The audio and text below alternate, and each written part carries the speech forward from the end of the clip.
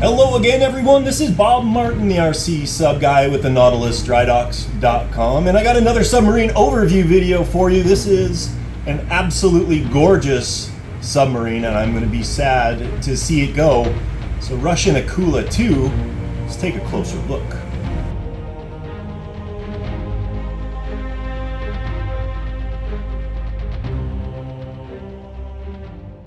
So what you're looking at here is a 1/96th scale example of the Russian Akula II attack submarine, namely the Vepyr, which is actually currently still in use by the Russian Navy.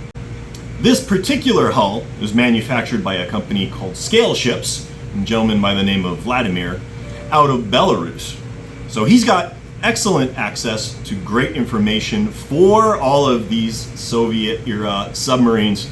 This particular boat is probably my favorite that he offers.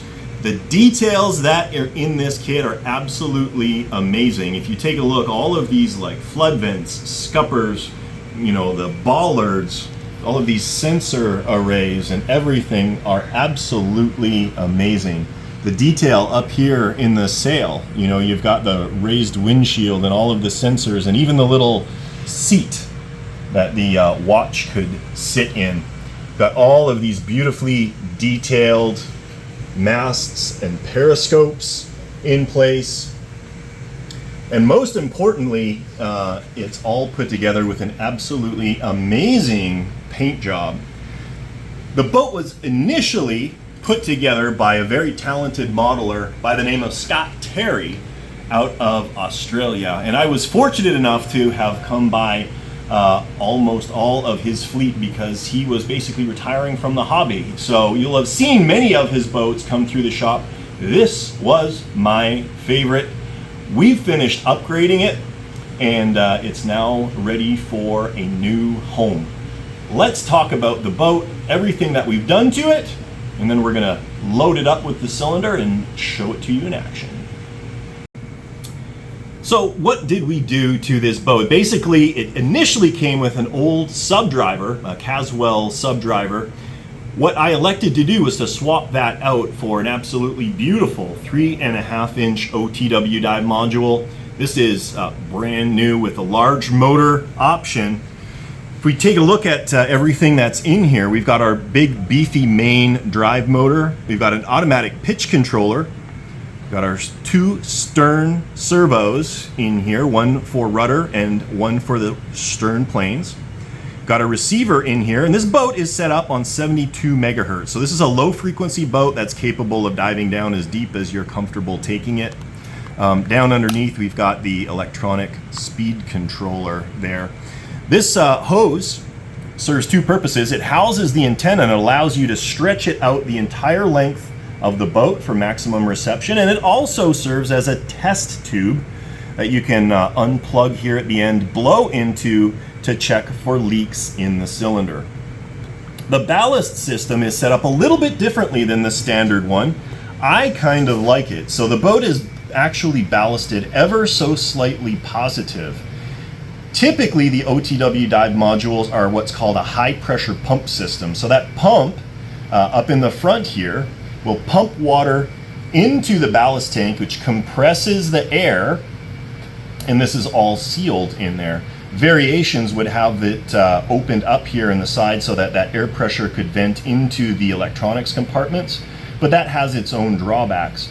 What we elected to do was keep this a sealed ballast tank, but we vented it up out the top, and it comes out this little mast up in the top of the sail.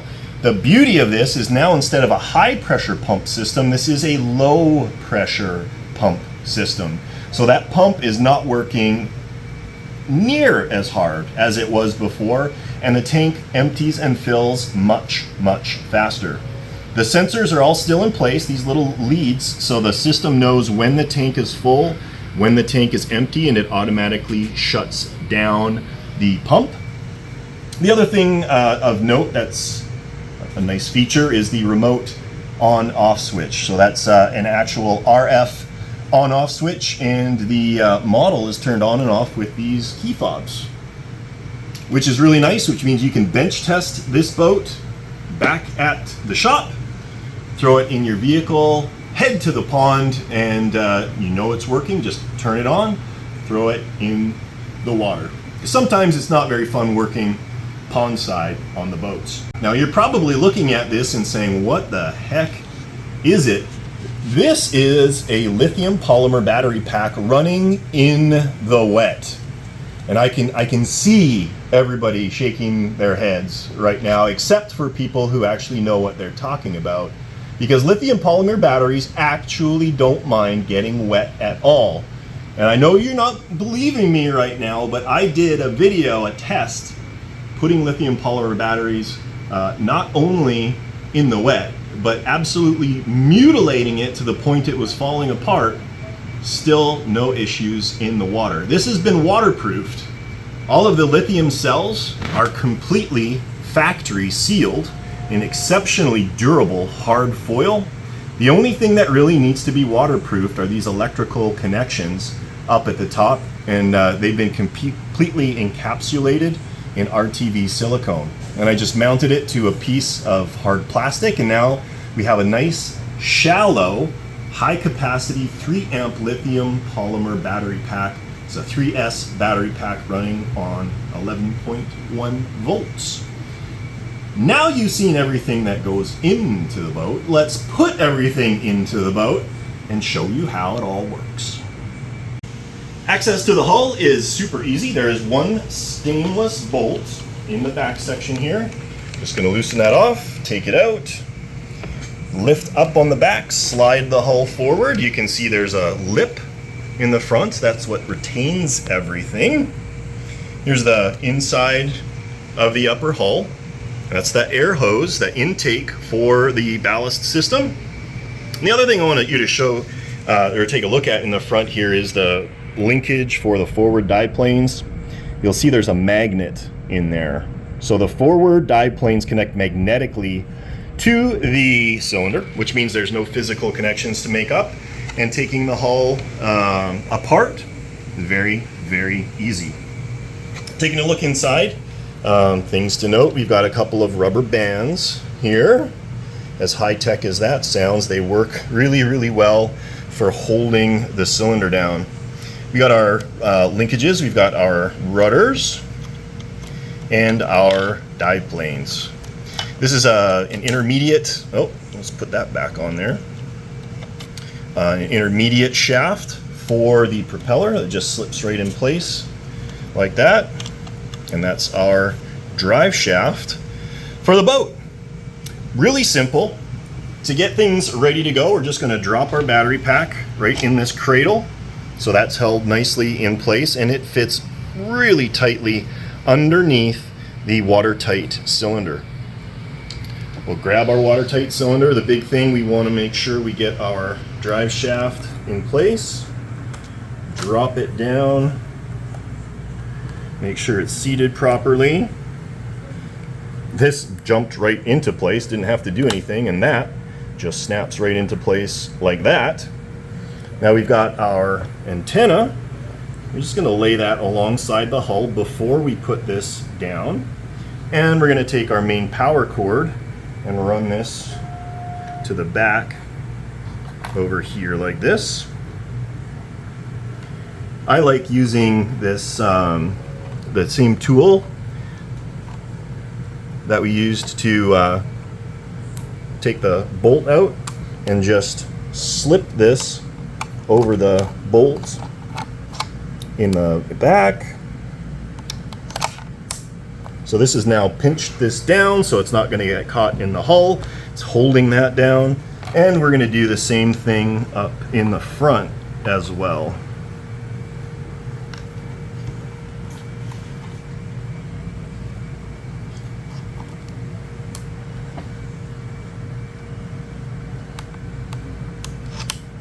There we go.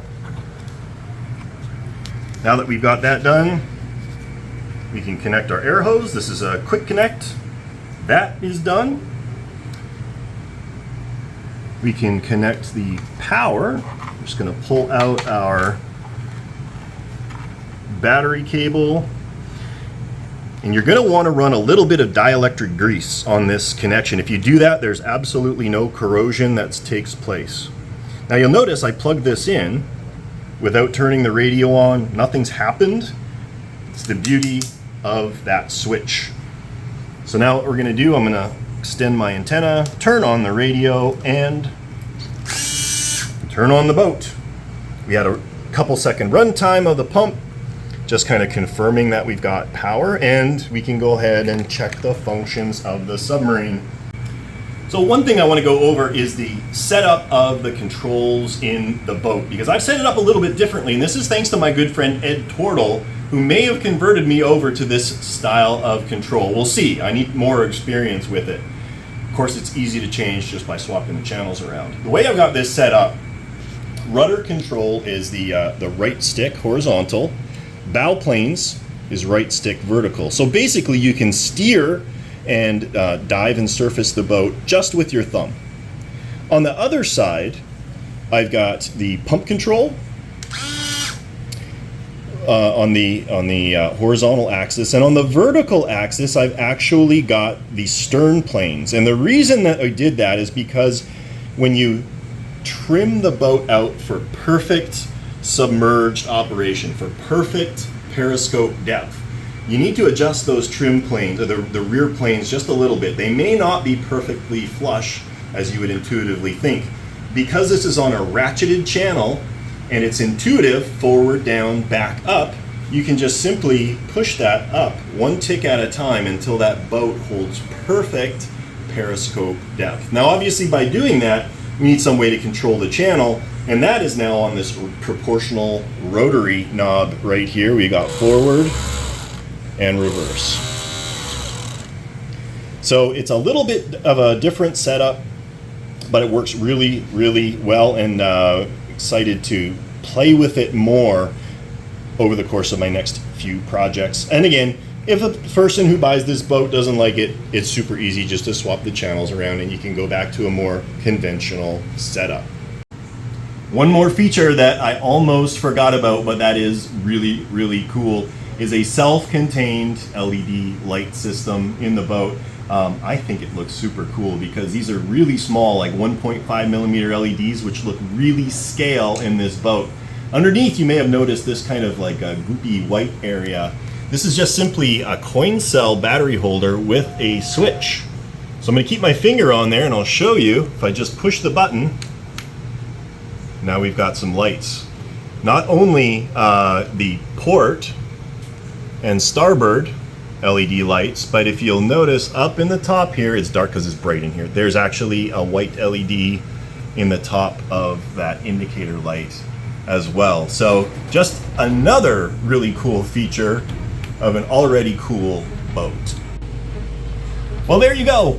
And another overview of an awesome RC submarine. Again, this is one of my favorite finished boats.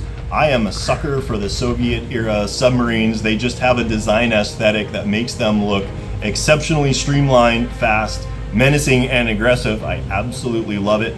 And this is a prime example of a museum quality build that I would be happy just displaying in my house, let alone bringing to the pond. So with that, I'm going to let you go. If you like these videos, please do like and subscribe. It helps us here at the Dry Docks a lot.